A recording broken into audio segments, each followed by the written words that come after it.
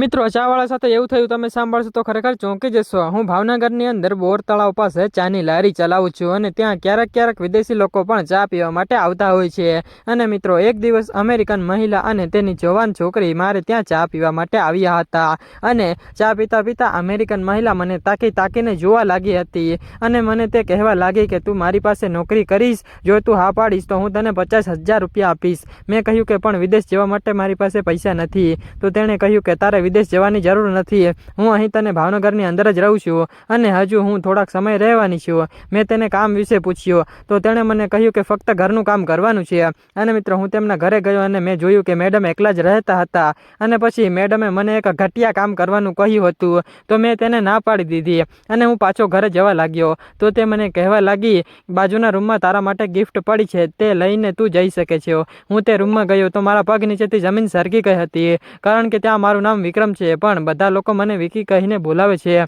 મારી પાસે ગાડી પણ ન હતી પણ હું જાજુ ભણ્યો પણ ન હતો યાર। મારી છોકરીનું નામ દિવ્યા હતું, તે ખૂબ જ સુંદર હતી। મારા લગ્નની નાની એવી ઉંમરમાં જ કરાવી દીધા હતા। જ્યારે મારી દીકરી 10 વર્ષની હતી ત્યારે મારી પત્ની એક એક્સિડન્ટમાં મૃત્યુ પામી હતી। હવે દુનિયામાં હું અને મારી દીકરી હતા, તેની સિવાય અમારી દુનિયામાં બીજું હતું જ નહીં કોઈ। મારા મમ્મી પપ્પા ઘણા સમય પહેલા સ્વર્ગવાસી થઈ ગયા હતા। હું મારી છોકરીને ખૂબ જ પ્રેમ કરતો હતો, તેની જિંદગી ખરાબ ન થાય એટલે મેં બીજી વાર લગ્ન કર્યા ન હતા। મારે ઘણા બધા સંબંધીઓ હતા પરંતુ મારી સાથે તેનો ખાસ સંબંધ હતો નહીં કારણ કે હું ખૂબ જ ગરીબ હતો અને ધીમે ધીમે મારી દીકરી મોટી થઈ રહી હતી। હું તેના લગ્ન માટે દિવસ રાત મહેનત કરતો હતો। હું એક ચાની લારી હંકારતો હતો અને મારી છોકરી એક પ્રાઇવેટ સ્કૂલમાં છોકરાઓને ભણાવવા જતી પરંતુ તેનો પગાર વધારે ન હતો। એક દિવસ એક વિદેશી મહિલા અને તેની જવાન છોકરી મારી દુકાન તરફ આવી રહ્યા હતા તો મેં વિચાર્યું આજે તો મને ખૂબ જ મોટી ભેટ મળશે કારણ કે વિદેશીઓ હંમેશા અમારા લોકોને ગિફ્ટ આપીને જાય છે અને ગિફ્ટ આપ્યા વગર જતા નથી। મહિલાઓને પણ મારી લારી ઉપર આવી અને 2 ચાના ઓર્ડર આપ્યા અને ખુરશી ઉપર બેસી ગઈ અને મને એક જ નજરે જોઈ રહી હતી। તે ખૂબ જ પૈસાદાર મહિલા હતી, તેની ઉંમર લગભગ 35 વર્ષની હશે। વારંવાર પોતાના ઘડિયાળમાં જોતી હતી અને મારા ચહેરા સામું જોતી। તેણે મને પૂછ્યું આ ચાની લારી હંકારતા તને કેટલા પૈસા મળે છે? મેં કહ્યું મેડમ હું 9-10 હજાર રૂપિયા મહિને કમાઉં છું। તે વધારે મારી સાથે વાત કરવા લાગી। મેં તેને આગળ કહ્યું હું ખૂબ જ મુશ્કેલીથી મારું કુટુંબ ચાલે છે। તો તે મને કહેવા લાગી આટલા પૈસામાં તો ઘરનો ખર્ચો પણ પૂરો નહીં થાય। પછી મેં કહ્યું તમારી વાત સાચી છે પણ હું શું કરું, મારી પાસે કોઈ બીજું કામ નથી અને હું પહેલા શાકભાજી વેચતો હતો પણ તેમાં મને વધારે પૈસા મળતા નથી કારણ કે જે ગઈકાલે વેચાણું ન હોય ને શાકભાજી એ ખરાબ થઈ જતું હતું જેનાથી મને નુકસાન વધારે થતું હતું। તો તે મહિલા કહેવા લાગી કે જો તારે કામની જરૂર હોય તો હું તને કામ આપીશ, શું તું મારા ઘરે કામ કરીશ? તો મેં તેને કહ્યું કે મને ઘરનું કામ કરવાનો કોઈ અનુભવ નથી। તો તે મને એને કહ્યું કે ઘરકામ કરવા માટે કાંઈ ખાસ અનુભવની જરૂર નથી અને મોટો વજન પણ ઉપાડવાનો નથી, હું તને પગાર સારો આપીશ। અને મેં કહ્યું તમે મને કેટલો પગાર આપશો? તો તેણે મને કહ્યું કે હું 50,000 રૂપિયા મારા હાથમાંથી ચાનું પેકેટ પડી ગયું હતું। મિત્રો હું વિચારવા લાગ્યો કે તેના ઘરમાં મારા માટે શું કામ હશે, શું રસોડાનું કામ હશે કે બહારથી કોઈ સામાન લાવવાનો હશે? શા માટે તે મને આટલો મોટો પગાર આપવાનો હશે? આટલો મોટો પગાર તો કોઈ સરકારી શિક્ષકનો પણ નથી હોતો। મેં કહ્યું મેડમ તમે મારી મજાક કરી રહ્યા છો, તમારા ઉપર ઈશ્વરની દયા છે એટલે તમે અમીર છો, એનો મતલબ એવો નથી કે તમે મારા જેવા નાના માણસની મજાક ઉડાડો। તો તે કહેવા લાગી હું તારો મજાક નથી ઉડાડતી, હું એકદમ સાચું કહું છું અને હું તને 50,000 રૂપિયા પગાર આપીશ કારણ કે તું તારા ઘરમાં દરેક વસ્તુ આસાનીથી લઈ શકે। હું ગરીબ માણસોને સહાય કરવા માંગુ છું જેનાથી મારા મનને શાંતિ મળે અને પુણ્યનું કામ થાય। મેં તેને ધન્યવાદ કહ્યું તો તેણે કહ્યું જો તું મારી સાથે નોકરી કરવા માટે તૈયાર હોય તો તારે અત્યારે જ મારી સાથે આવવું પડશે અને હું તને આજે કામ વિશે બધું જ જણાવી દઈશ અને કાલથી તારે નોકરી ઉપર આવી જવાનું એટલે તારું કામ પણ થઈ જાય। હું ખુશીથી નાચવા લાગ્યો, મેં ઈશ્વરનો આભાર માન્યો હતો। સાચું કહું તો મને હજી પણ વિશ્વાસ ન હતો આવતો, મારા માટે આ બધું જ એક સપના જેવું હતું મિત્રો કે મને એવી નોકરી મળશે જેની અંદર આટલા બધા રૂપિયા મળશે। મેડમે મને ગાડીમાં બેસવા માટે કહ્યું, હું પાછો એની સીટ ઉપર બેસી ગયો તો મેડમે મને વચલી સીટ ઉપર બેસાડ્યો અને હું ત્યાં આવીને બેસી ગયો હતો। ગાડીમાં એસી ચાલુ હતું, મને આ બધું સ્વર્ગ જેવું લાગી રહ્યું હતું। કિંમતી ગાડીમાં હું ક્યારેય પણ બેઠો ન હતો અને અડધો કલાક પછી હું તેમના ઘરે પહોંચ્યો। તેનું ઘર જોઈને હું દંગ રહી ગયો હતો મિત્રો, ખૂબ જ મોટું ઘર હતું, ઘરની ચારે બાજુ સુંદર મજાનો બગીચો હતો।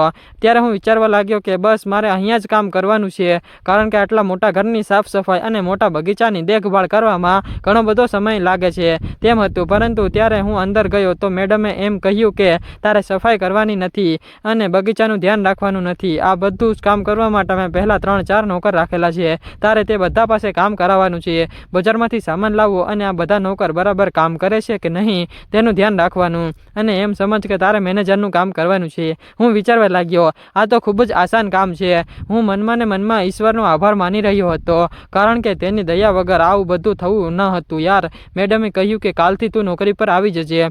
કાલે તું વ્યવસ્થિત તૈયાર થઈને આવજે, કારણ કે હવે તું કોઈ ચા વેચવાવાળો નથી, કેમ કે હવે તું આ મોટા ઘરનો મોટો મેનેજર થઈ ગયો છે.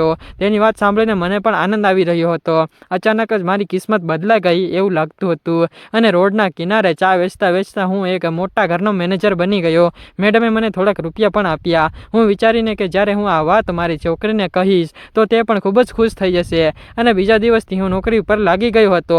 આમ 15-20 દિવસ જતા રહ્યા, તેની મને ખબર પણ ના રહી. એક દિવસ મેડમે મને કહ્યું, આજ રાતે તું ઘરે નહીં જતો. મેં કહ્યું, મેડમ મારે ઘરે તો જવું જ પડશે, કારણ કે મારી છોકરી એકલી હોય છે.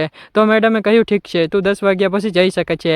આટલું કહીને તેણે મને એક સુંદર મજાના રૂમની અંદર બેસાડ્યો હતો અને કહ્યું કે મારે તારું કંઈક ખાસ કામ છે, તો અહીંયા બેસ, હું આવીને બતાવું છું. હું તે રૂમની અંદર કલાક સુધી બેઠો અને તેની રાહ જોઈ રહ્યો હતો, પરંતુ તે ન આવી. હું વિચારવા લાગ્યો કે આ તે કેવું કામ હશે. ઘરના બધા જ કામ તો પૂરા થઈ ગયા હતા. મિત્રો, 2 કલાક પછી મેડમ આવ્યા તો તેણે ખૂબ જ ટૂંકા અને આકર્ષિત કરે તેવા કપડાં પહેર્યા હતા અને તે જોવામાં ફિલ્મની મોડલ લાગી રહી હતી, એકદમ સુંદર. મેં કહ્યું, મેડમ શું તમે કોઈ પાર્ટીમાં જાઓ છો? કારણ કે ગાડીનો ડ્રાઈવર આજે રજા ઉપર હતો. પરંતુ તે હસતા હસતા મારી પાસે આવીને બેસી ગયા. તેણે મારો હાથ પકડ્યો અને હજી હરકત કરવા લાગ્યા હતા. મેં કહ્યું, મેડમ આવી હરકત તમને શોભા દેતી નથી. તો મેડમ કહેવા લાગ્યા, આજના જમાનાની અંદર કોઈ પણ ઈમાનદાર નથી. મેં તને નોકરી પર એટલા માટે રાખ્યો હતો કારણ કે તું મને આનંદ આપી શકે. આજે બધા જ નોકરોને મેં ઘરે મોકલી દીધા છે. હવે ઘરમાં ફક્ત આપણે બંને છીએ અને તું પણ મારી ઉંમરનો જ છે. શું તને મારી આવી હરકતથી પરેશાની થાય છે? મેં કહ્યું, મેડમ તમે મારી પાસે આવું કામ નથી કરાવી શકતા. હું આવું ક્યારેય પણ નહીં કરું. હું તમને મારી માનીને નજરે જોઉં છું અને મારા દિલની અંદર તમારા માટે ઇજ્જત છે. જ્યારે મેં મેડમની સામે આ માં શબ્દો બોલ્યો ને તો મેડમ ઊભા થઈને તાવીઓ વગાડવા લાગ્યા અને મેં તેની તરફ જોયું તો તે બોલ્યા, આજે તો તારી છેલ્લી પરીક્ષા પાસ કરી લીધી છે. હું તેને જોતો જ રહ્યો અને મેં કહ્યું કે કેવી પરીક્ષા? તો મેડમ કહી રહ્યા હતા કે હું તારી પરીક્ષા લઈ રહી હતી, આજે તેને પાસ કરી લીધી છે. હું મારી એકની એક દીકરીના લગ્ન તારી સાથે કરાવવા માંગુ છું. હું તારી સાસુમાં બનવા માંગુ છું. હું વિચારવામાં પડી ગયો કે લગ્ન તો હું કરી લઉં, પણ મારી દીકરીનું શું થશે? મને વિચારતો જોઈને મેડમ બોલ્યા, તું કાંઈ પણ વાતની ટેન્શન ના લે, કારણ કે તારી છોકરી પણ આપણી સાથે જ અહીંયા જ રહેશે અને હું તેના લગ્ન આપણે એક સારા એવા છોકરા સાથે કરાવશું. મેં મેડમની વાત સ્વીકારી લીધી હતી. લગ્ન પછી હું મારી પત્ની અને મારી દીકરી સાથે ખૂબ જ ખુશીઓથી રહેવા લાગ્યો હતો અને થોડા દિવસ પછી મારી દીકરીના લગ્ન એક સારા એવા બિઝનેસમેન સાથે કરાવી દીધા અને એ પણ ખૂબ જ ખુશ હતી. મિત્રો, ખૂબ જ મહેનત અને ઈમાનદારીથી કામ કરવાવાળાની કિસ્મત રોડપતિથી કરોડપતિ બનાવી દે છે. જો તમને વાર્તા પસંદ આવી તો કમેન્ટ બોક્સની અંદર એક નાની એવી કમેન્ટ જરૂરથી કરજો અને આવું તમારી સાથે થયું તો શું થાય તે કમેન્ટમાં જરૂરથી કહેજો. અને મિત્રો, લાઈક અને ચેનલને સબસ્ક્રાઇબ જરૂરથી કરી દેજો.